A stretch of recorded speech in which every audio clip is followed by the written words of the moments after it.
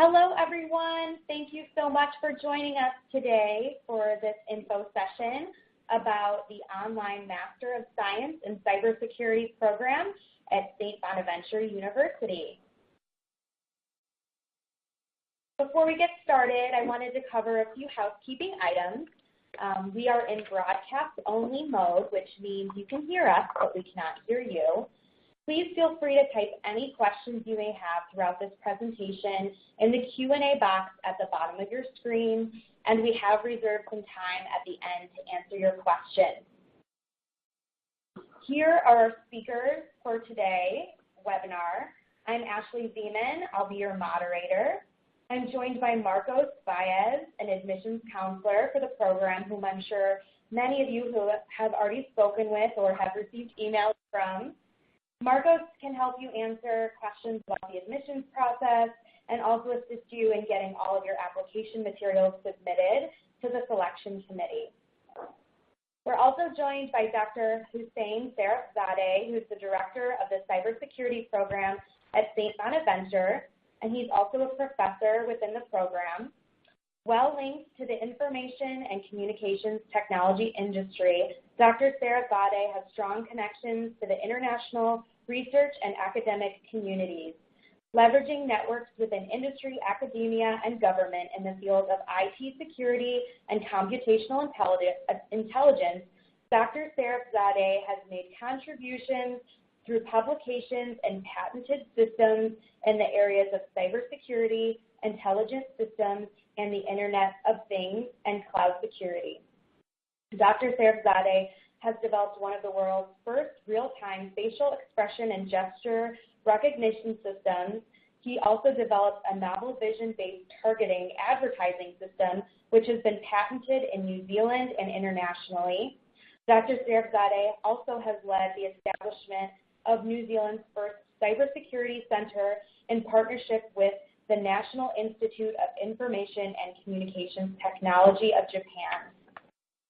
He's also been instrumental in the founding and development of the Center for Computational Intelligence for Environmental Engineering and the Internet of Things in China, and the National Institute for Water and Atmospheric Research in New Zealand. He's also the founder of the Western New York Cybersecurity Center and the St. Bonaventure University Security Operations Center. So we'd love to give a warm welcome to Dr. Sarafzadeh. Thank you so much for joining us. Thank you very much, Ashley, and it's great to be here. Great. So here's a quick look at our agenda for today and what we'll cover in this presentation. First, we'll talk a little bit about St. Bonaventure University and the Online Cybersecurity program. Then we'll dive into the admissions process, and finally leave time for any questions you might have at the end. So with that, Marcos, I'll turn it over to you to tell us a little bit about St. Bonaventure and the online experience. Thank you very much, Ashley, and welcome everyone to the webinar. I'm sure I've, again, spoken with a lot of you so far. I just want to touch on some of the facts of the school. We are a private, non-for-profit university, Catholic university, and with that in mind, we do follow the Franciscan tradition, as you can see on the slide now. I think that ties in really well to cybersecurity. As you know, in the cybersecurity industry, it's important you have a strong moral and ethical code. And likewise, that's our mission statement here at St. Bonaventure. So I think that ties in really well. And then also, academic excellence through personalized attention. With this being an online program, it's important that we offer that personalized touch to our learning environment, and I think we definitely touch on that. And then in regards to some national rankings, just recently we were ranked number 1 in the state of New York in Best Value School by the 2018 U.S. News. As you can see, we were also number 2 in the North for Best Regional University based on values, again, by the 2018 U.S. News. Just recently we were also ranked one of the best 384 colleges by the Princeton Review. And then also we are accredited by the Middle States Commission on Higher Education. I think these facts speak to the combination of our tuition as well as the quality of our programs here. And I want to touch now on the overview of our program, our cybersecurity program. All in all, you're looking at a total of 30 to 33 credit hours to complete the program. Now, the determination on that is made once you apply. There is a foundational course in computer networking that has the potential to be waived based on your background and how it relates, in regards to computer science. This program is designed with the full-time working adult in mind. It is 100% online and is asynchronous, so it can be completed, at your leisure. There's no required login times. Now, in regards to the curriculum, we do pride ourselves on the fact that it's based on real-world demand. As you know, cybersecurity is an ever-changing industry, so it's important that our curriculum matches those changes and remains, up to date in regards to the latest in the industry. There's 2 facilities on campus that relate directly to our cybersecurity program.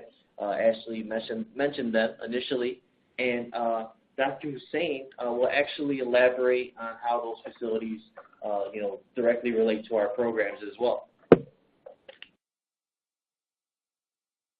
Now, in regards to the online experience, with the formatting of our program, each class is 7 weeks in length. With that in mind, you get a 1-week break in between classes if you take the program continuously. Now, with the virtual learning environment, I think we do a good job, as I mentioned on the previous slide, of really offering a personalized touch. You'll be able to interact with your faculty as well as your fellow students while in our program.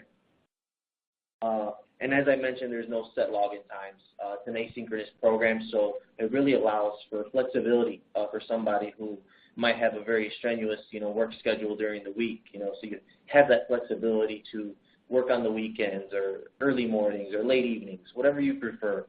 We really, offer that flexibility. Now, in regards to, content of the courses, we really pride ourselves on a hands-on learning experience, and Dr. Saratz today will really touch on that component as well.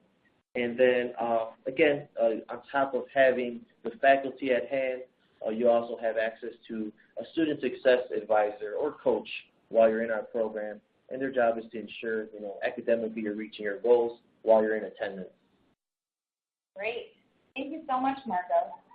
So now Professor Sarafzadeh will tell us a little bit more about the program details, the curriculum, and the demand that exists for cybersecurity professionals today. Hello, everyone, and welcome to this webinar. I'm Hussein Sarafzadeh, the director of this Cybersecurity Master's Program. The area of cybersecurity has been in the news over the past few years as being a threat to national security, a threat to your pockets, and the risks that it poses. But if you start studying cybersecurity, it all of a sudden becomes an opportunity for you. The cybersecurity job market has close to 1 million job openings at the moment, and there's more than 300,000 cybersecurity jobs in the U.S. alone, which are unfilled. Demand for cybersecurity professionals is expected to rise to the level of 6 million globally by 2019. There was a projected shortfall of 1.5 million according to very credible sources. That has now been updated, and the shortage in 2019 is going to be 3 million, which is double what they thought it would be. So I'm hoping that through this program, we will be able to help address this human capital crisis in cybersecurity, and we will do our best to differentiate you as a specialist who can grab one of these jobs. Not only that, but some of the highest paying and some leadership jobs in cybersecurity. And I'll tell you what the curriculum includes and what the facilities are that will help you achieve that. Great. You can go ahead and dive into the curriculum for us. Okay, so the curriculum consists of 4 different parts. So we designed the program so that it addresses offensive cybersecurity, defensive cybersecurity, enterprise cybersecurity, and other concepts like AI, machine learning, data mining that relate very closely to cybersecurity and are new areas that contribute to cybersecurity that are a differentiating factor, putting us hopefully ahead of the criminals. And we will teach you those techniques, and I'll tell you how we provide for that. Offensive security is very important. We're going to teach you how to attack, and you can't defend unless you know how an attack takes place. So there's a course called Cyber 501 called the Foundations of Cybersecurity, Ethical Hacking, and Penetration Testing. And that course teaches you how an attack takes place and teaches you how to do an attack. It'll be practical, hands-on.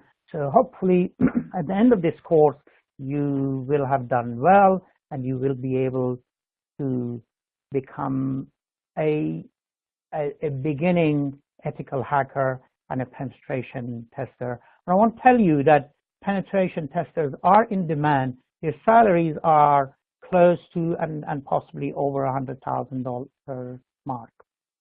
Defensive security, there are 2 courses in defensive security, Cyber 502 and Cyber 504, Advanced Cybersecurity and Cybersecurity Forensics. There's 3 courses in enterprise cybersecurity. That is really your specialization.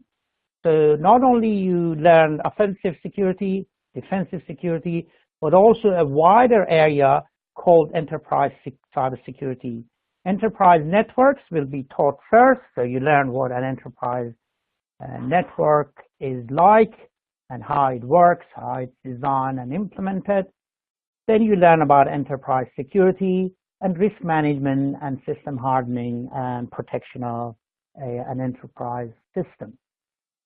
Now, what is really cool in my view is the other courses that we teach as a part of the curriculum, and those are machine learning in Cyber 509. So you learn how machine learning can be applied to cybersecurity, and that is what really has put technology ahead. Any technology that uses machine learning is ahead of the ones that don't use it. So we're going to teach you that. And there is a Cyber 508, Applied Data Mining and Applications in Cybersecurity, that teaches you how we mine cybersecurity data and how we make sense of that. When I talk about the Cybersecurity Center, I'll tell you how we do that at St. Bonaventure University. And there are other important concepts to enterprise security, applied cryptography. You learn in that course various basic concepts of applied cybersecurity, and then some applications like cryptocurrency.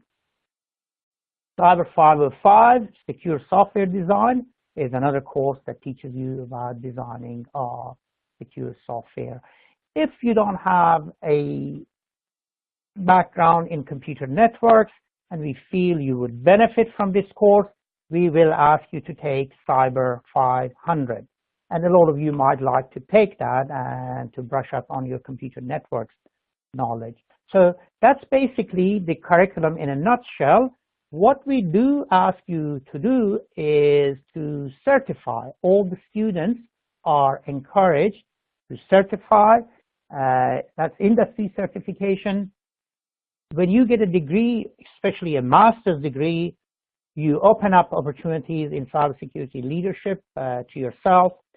But when you get these certificates that we encourage you to take, you also open up opportunities for yourself to get higher salaries. And the lowest level of certification, industry certification that we encourage you to do is CompTIA Security Plus. If you already have that, then that's great. Otherwise, we would advise you, encourage you to do this. EC Council, Certified Ethical Hacker Certificate. Cyber 501 actually prepares you for about 40% of that course and the certification. We have a partnership with the EC Council, so you get heavy discounts and vouchers to do the examination, so it'll be a lot cheaper for you to do that. If you have some industry experience, then you can do the CEH. If you don't, our partnership allows you to be exempted from prior experience. Cisco certification is also encouraged, and CCNA security, CCNP security, and CCNA cyber ops are the certification areas that we encourage you to do. We also have a partnership with Cisco. We're a Cisco Academy, so you get access to all the certification plus the discounts that you can get to certify. Now, the next thing I want to get into is the facilities on campus, which make our program and the courses that we teach very unique. We've gained a lot of publicity for being the home of the Western New York Cybersecurity Research Center. This is a collaboration with National ICT Japan, the Canadian Institute for Cybersecurity, the New Zealand Cybersecurity Center, the local company that has a partnership with us, Silo City IT, and various other partners like Ryerson University in Canada. What we do in the center, and you are welcome to request a visit if you're close by and come and visit, or we might be able to give you a virtual tour of that. What we do in the center is to use data mining and machine learning, as I will tell you after this slide, is monitoring of attacks on Western New York. We're extending this to the whole of New York, so we'll be monitoring attacks and traffic that comes to New York, and we'll be mining that data, making sense of the trends in the attacks to this part of the country and apply that globally, because we have partners in Japan and Canada and New Zealand, and we compare the data and we try to make sense of the global attack picture and then design tools to combat that. We also do alerting, and all of this uses data mining and machine learning. I will show you a demo after this slide once I've explained another facility that we have on campus. We're opening a student-operated security operations center in partnership with Silo City IT. It is a hands-on operations center. It employs students. We pay the students. We have senior cybersecurity analysts who support the students, and we open this center in December. So it'll be very soon up and running. We are going to be teaching security operations centers in our courses. So that'll be a new course possibly in the future that'll be added. Now, I want to show you a video of what we have in the center, which I think is a cool video, and I hope you will like it.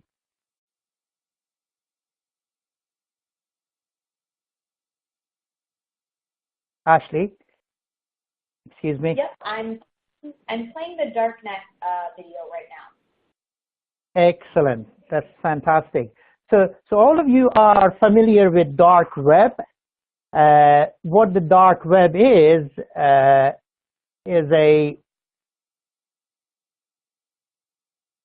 an alternative to the World Wide Web that we're used to.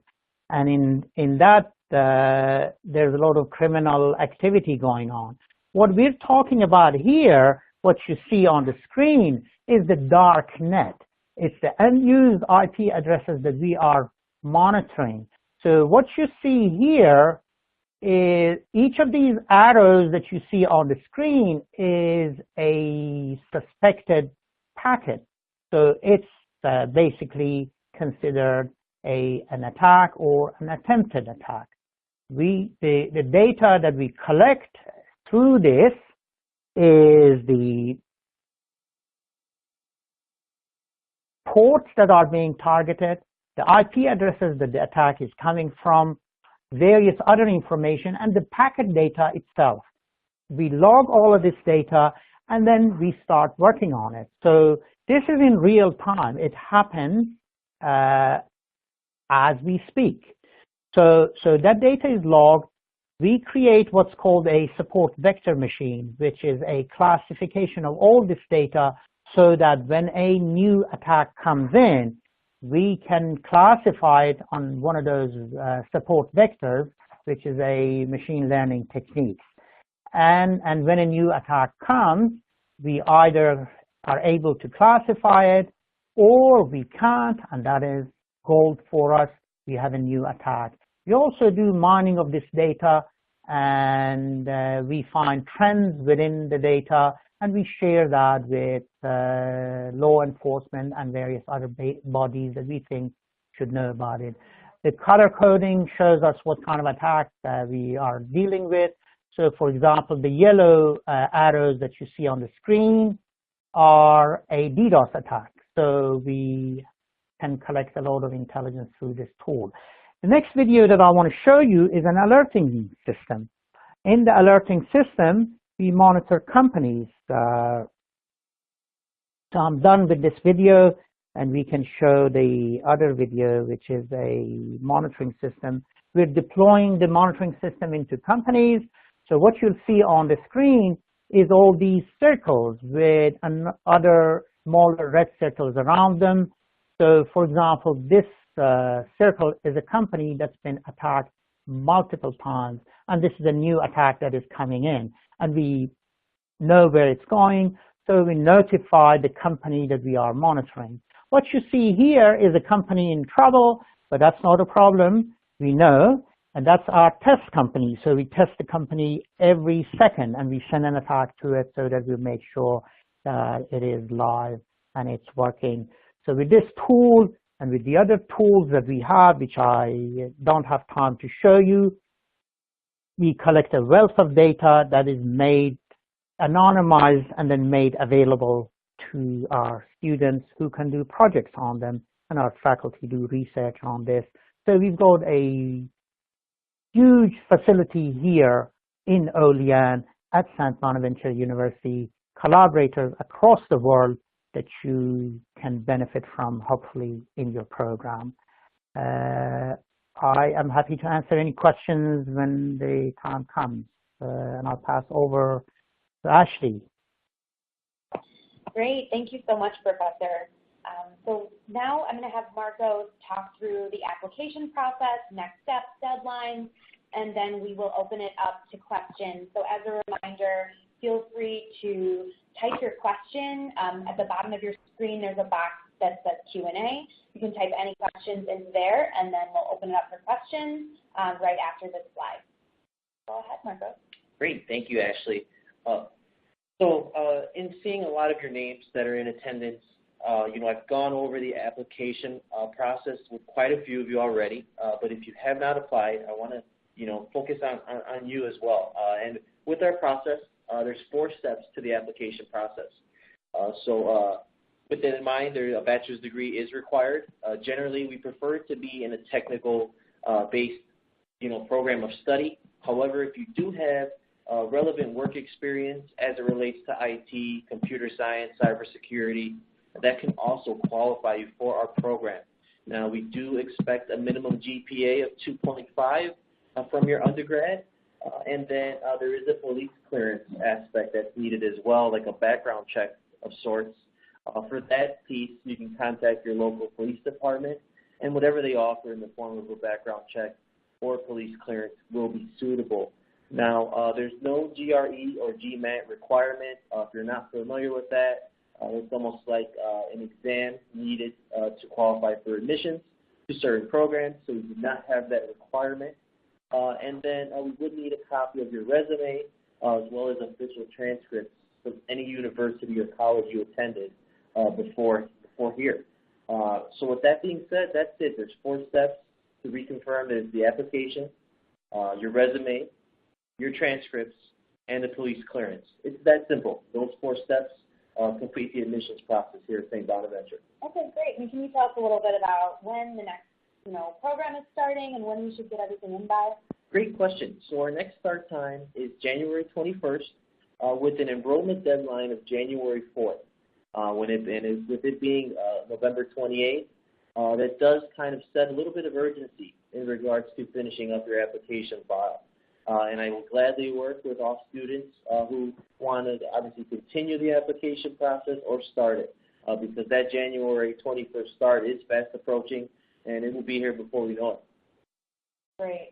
And also just keep in mind with the holiday season upon us, oftentimes we're closed at St. Bonaventure that week of Christmas. So if you're able to get your materials in earlier, that's always encouraged, prior to the holiday break. Great point, Ashley. I can't emphasize the urgency enough. With the holiday season, that's possibly 10 to 7 days towards the end of December. That it'll be really hard for you to, retrieve your transcripts from whatever school you attended. So it's best we start this process as soon as possible. Great. All right.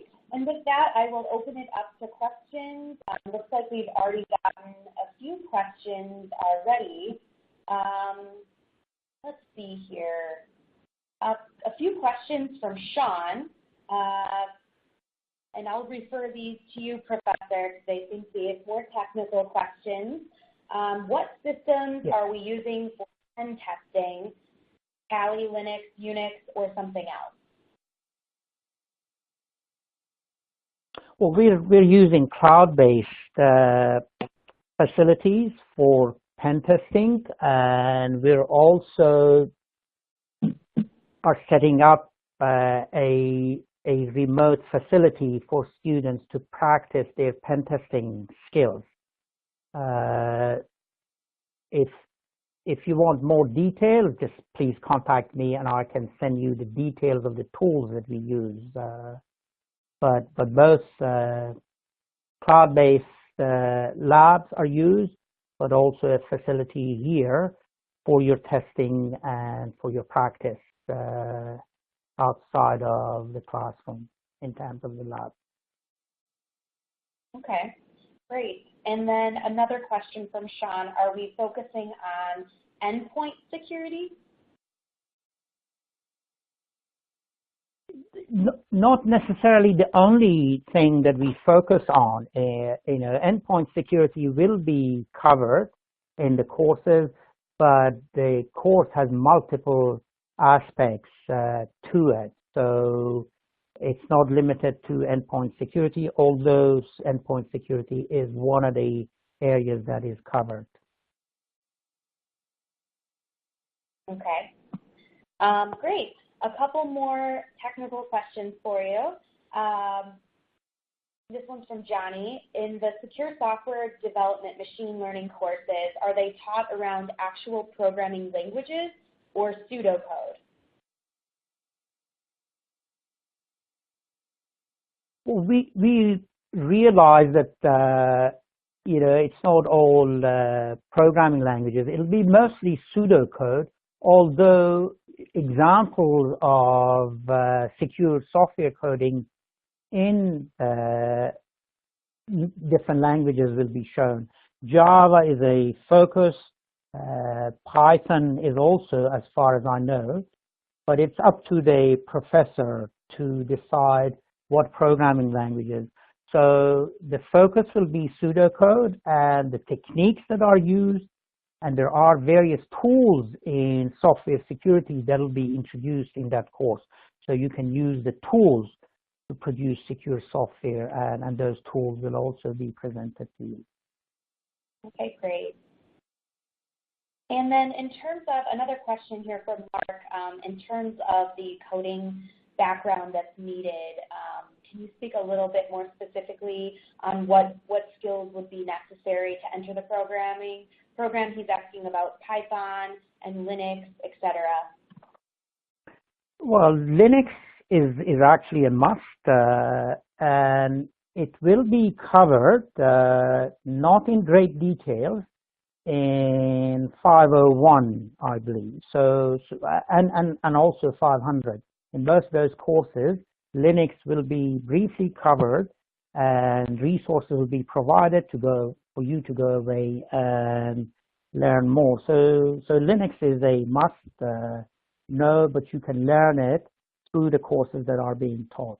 Programming languages, like I said, Python and Java would be or an equivalent programming language. So, for example, if you can program in C++, that would be also okay. So you need to know at least one programming language. You need to be familiar with Linux. If you're not, then Linux is covered, but it's almost expected that you know a programming language. That's why we require either work experience or a bachelor's in computer science. Now, there's some good news for you. This hasn't been confirmed yet, but I'm pretty sure we will do this. We're designing a certificate which will bridge you into the master's program, but that's not yet available. So if you're interested, you don't have necessarily the background in operating systems requirements and the programming language requirements, watch this space. We will be announcing a certificate that bridges you into the master. Okay, great. Thank you so much. And can you expound a little bit about the lab scenarios? Tell us a little bit more about those. This is a question from Carlo. What scenario? I didn't hear you well. Tell us a little bit more about the lab scenarios. What types of scenarios will be in the coursework? Well, look, there's two types of labs. On-premise labs that we will be using, but we'll use them at a later stage. So we initially start with cloud-based labs. So you will have labs, for example, on tools like Wireshark. These will be introduced in 501.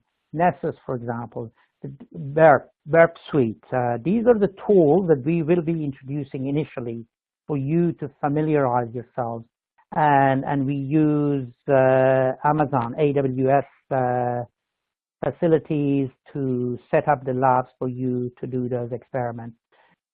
But later on, as you become more of an expert, we do have labs, on-premise labs that are servers that will allow you to work with and attack, do pen testing on, so that it's not only cloud-based labs that you work with. Okay, great. And another question from Johnny here. In the field, it seems SIEM software experience is necessary for cybersecurity roles. Does the program offer any opportunity to configure these types of tools? What type of tools? SIEM. SIEM, SIEM. Oh, yeah. Well, look, the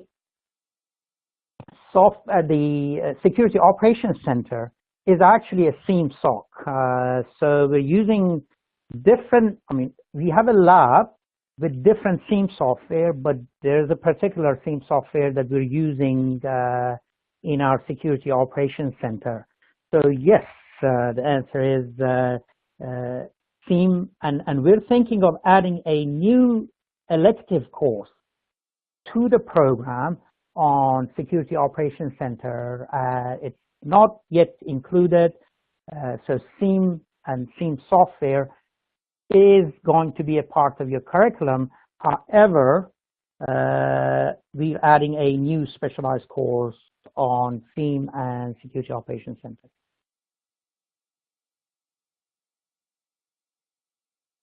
Okay, thank you so much. Another question here about the admissions process. How long does it take to get a decision once you apply to the program? Marcos, can you tell us that? That's a great question. As long as I'm able to obtain, at the minimum, an unofficial transcript, a completed application, and a resume, I generally have a turnaround time of about a day for a provisional decision. Okay, great. Wow, very fast. Okay, another question here. Tell us about how students are able to network and engage in an online environment versus a traditional on-campus setting. Professor, would you like to take this one? Well, I can take parts of it. Obviously, the online environment allows for networking. Some of the assignments that will be given will be group work, so hopefully you'll be able to use the platform to network together and work together. There's also activities that will be created within the courses for you to work together. And I'm hoping that you'll be able to use the forums, which are, I believe, a mandatory part of the course for you to get into the forums and talk to one another and have conversations and discussions. We are also hoping to create opportunities for our students to join trust networks. These are networks where cybersecurity professionals get in, and someone has to vouch for you to get into those forums and trusted networks. So we will do everything we can, not only for you to network together, but also to provide opportunities for you early on to network with the various forums and trusted networks that I am and our faculty are a part of to get in there. Our faculty, actually all of our faculty, one of the criteria for their selection is that they have industry experience. One of our faculty members who has a PhD in cybersecurity got his first industry certification when he was 15 years old. So you can see that these people will be well connected, and the professors are encouraged to connect the students to those trusted networks. Obviously, this will take a bit of time, and that trust building will have to happen for that to be expedited. Okay, great. Thank you so much. And then we have a question about whether the program is considered part-time or full-time. Marcos, can you speak to that? Yeah, in regards to that, our program isn't your traditional structure. You take one class at a time. It runs on a 7-1-7 model. As I mentioned, each course is 7 weeks in length. So you could take a course and potentially take a break and start the course up again, in the next course, when you have the time. But ideally, you go through the program one at a time with the 1 week break, and then start the next course and continuously work your way through the program. Great. All right, and it looks like we just have time for one final question, but I do have a list of all your questions, so anything that we weren't able to answer today, I'll forward along to Marcos, and he'll reach out directly with answers for you. And Marcos can also assist you in getting in touch with Dr. Sarasate, with any technical questions that he's not able to answer. So we will definitely follow up with you. The final question is, why choose a master's degree program over a short-term certificate program? And then we also have a question about whether or not there'll ever be a PhD program offered. So I don't know, Professor, if you could speak a little bit to the demand in the marketplace and why a master's degree specifically is a good choice. Yes, I can speak to that. And the master's program prepares you for a leadership role in an enterprise. So, and the salaries in those areas are quite high. And the job security that you get with a master's degree, and especially with a master's degree like ours, which is unique, and it's in enterprise security, there isn't that many of these programs around, even in the country or globally. The salary levels go up with a master's degree, I believe. You learn some cool technology like machine learning, data mining in this program. That opens up new career opportunities like researching in malware analysis, researching in threat intelligence, and various other career options that you wouldn't have without a master's. And like I said, it opens you up for managerial roles in cybersecurity. Some of those roles could be Chief Information Security Officer in a big enterprise. Obviously, maybe not at the beginning, but with a couple of years of experience if you don't already have that. A Senior Security Analyst could be another role that you could get much easier with a master's degree. It also opens up international opportunities for you, both to collaborate and also to find work. And a lot of the new jobs that are coming along, let's say with the Department of Homeland Security, I'm aware are in areas of applying machine learning, blockchain, and things that we do cover in these courses. There was an article in Washington Post, and I'll end my comments with that. If you want job security, look to cybersecurity, and that's in general. And a master's in cybersecurity will make you more employable in higher paying jobs. Great. Thank you so much, Professor. Well, that's going to conclude our question and answer session for today. So we'll wrap up. Thank you so much, everyone, for joining us. Like I said, Marcos will follow up with each of you and answer any additional questions that you may have or anything that we didn't have the chance to get to today during this session. And an on-demand recording of this webinar will be emailed out to you tomorrow. So feel free to access the recording at any time or pass it along to anyone that may be interested in the program. Again, this concludes the webinar. Thank you again, and have a great rest of your day. Thank you very much, Ashley. It's been great to talk to our potential students, and I hope to have you in the program. Great. Thank you so much.